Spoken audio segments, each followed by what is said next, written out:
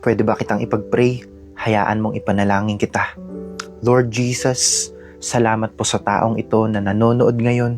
Dalangin ko po na maramdaman niya ang presence mo kahit saan siya naroroon, kahit ano ang pinagdadaanan niya.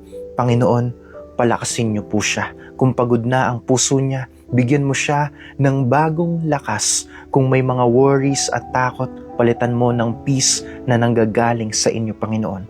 Lord, in the name of Jesus, I declare, Lord, that you are fighting for this person, na hindi siya nag-iisa at hindi mo siya pababayaan kahit kailan. Kung may mga pangarap na parang matagal nang na-delay, Lord, open doors na walang makakasara. Provide opportunities, wisdom, and courage para magpatuloy. Give this person clarity, direction, and confidence to walk in your will.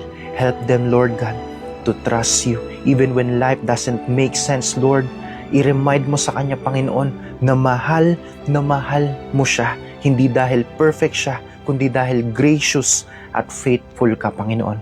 I speak healing, provision, restoration, and breakthrough over his life. In every battle, may this person stand strong dahil kasama kanya. Panginoon, bless this person today. Surprise them with your goodness and surround them with your love. Maraming salamat, Panginoon,